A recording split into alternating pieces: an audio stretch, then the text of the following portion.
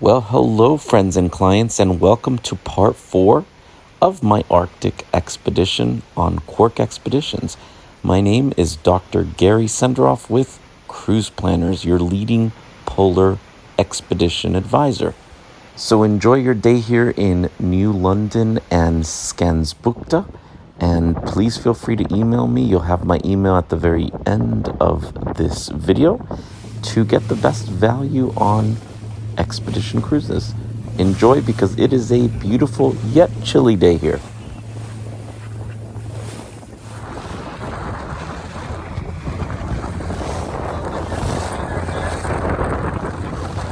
It's a metamorphic rock. It used to be limestone.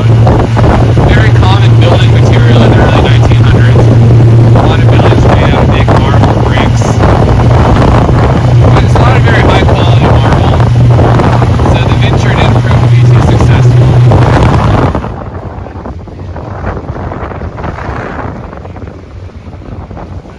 Hello, welcome to New London. A slightly greater version of the original.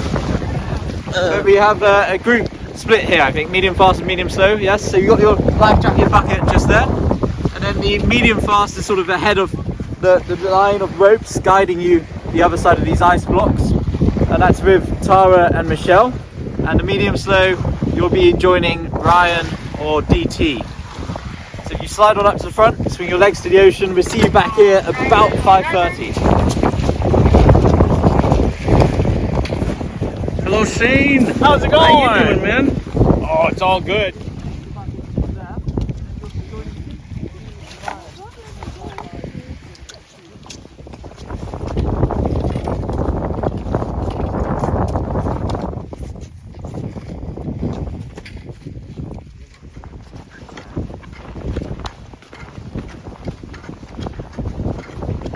Yeah.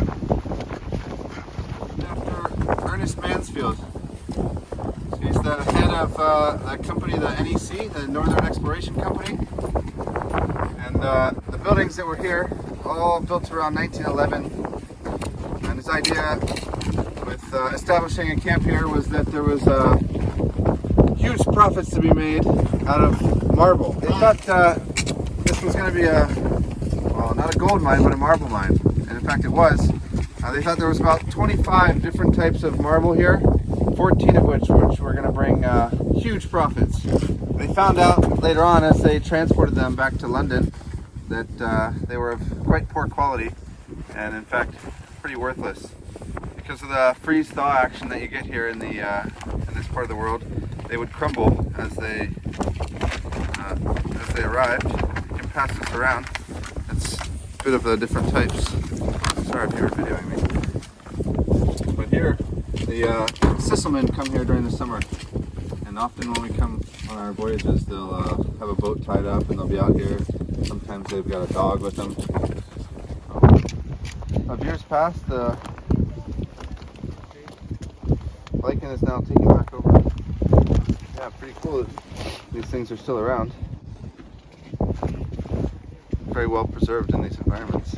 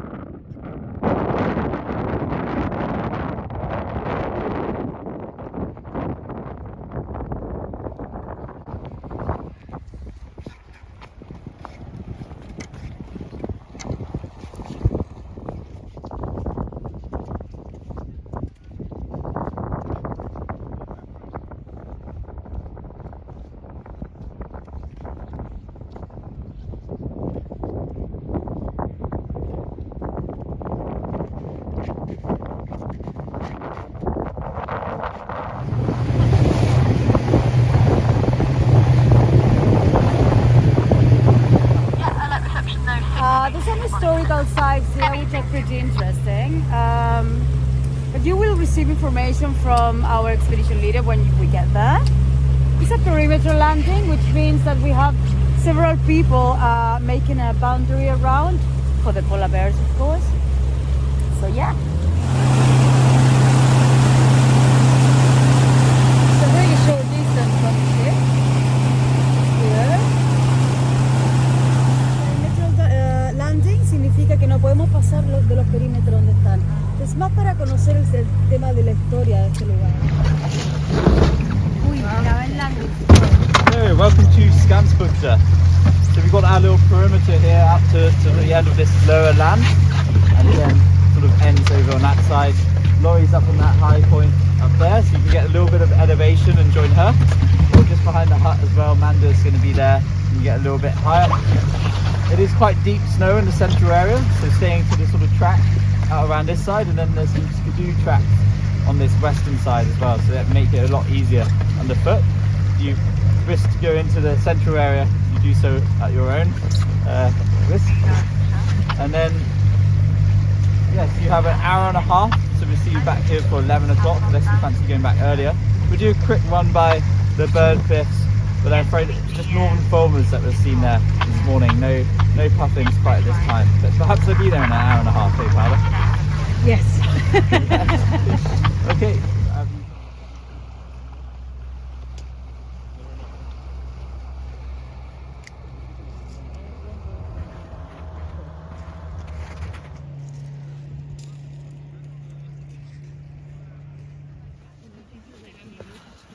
It's in blue and gray.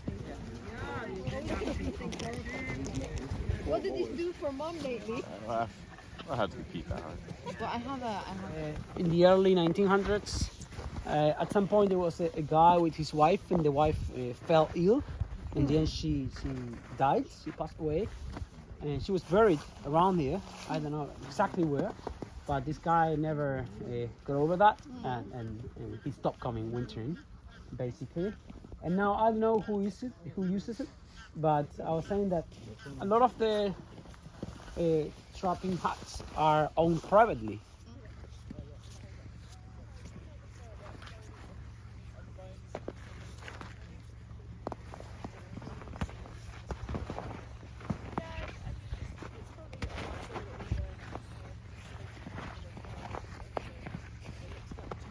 It's a reindeer, and we can see some fox prints on the floor, so we can see he's had a little meal there.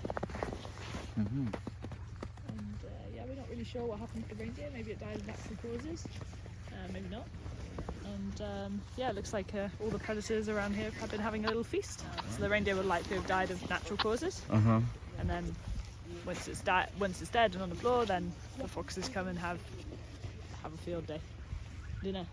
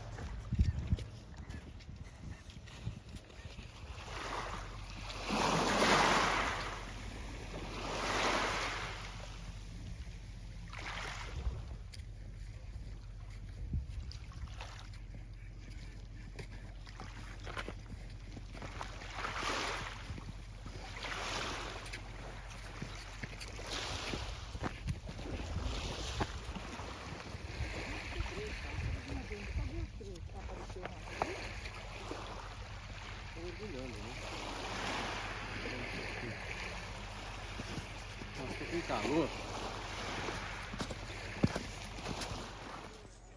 Was that intentional or?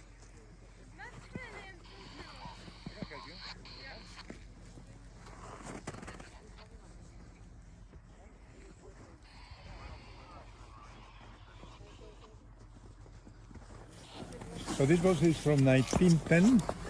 And so there was a mineral exploration here in the early 20th century. Didn't succeed. But anyway, there are just few remainings. The hut is also from the 1912, I think, was built and rebuilt, so it's now used as a cabin. for trappers or hunters. We are in Skansbukta.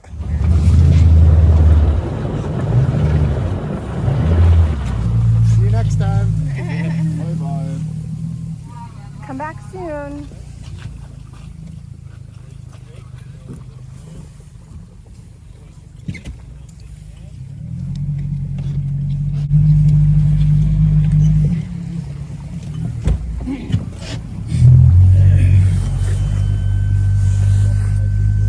Unfortunately, puffins have not arrived here, at least when we scouted the cliffs, but there are some birds nesting over there. We make a little detour that the polar bears swim like 600 kilometers.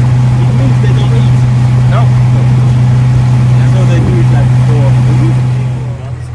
And those you can hear are kittiwakes. You can see them nesting on the shelves up there in big numbers.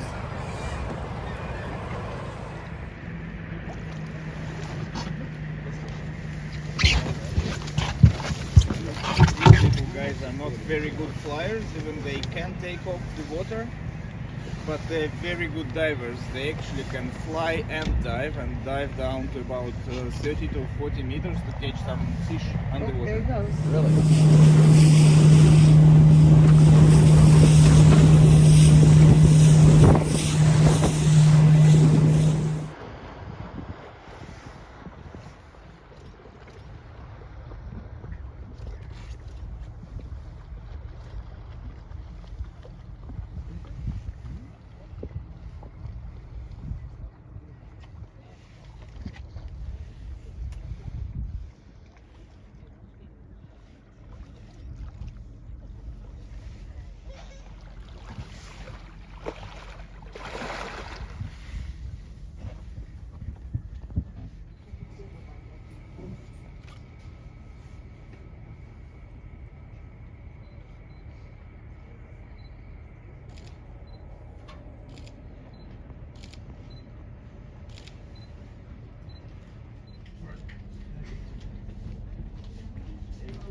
Hey, how are you? Yeah.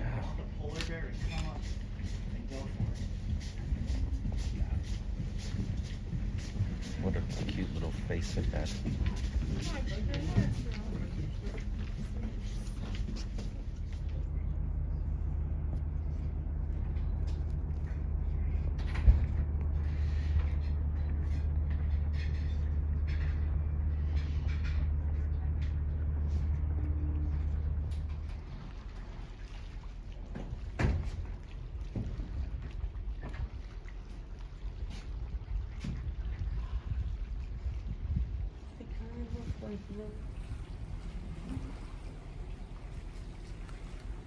For the best value in polar expeditions, email me at gary.senderoff@cruiseplanners.com. And don't forget to visit my website, www.tourdoctors.com, create an account, and get on my VIP email list. Click subscribe, comment, and like if you want to see more videos like this one.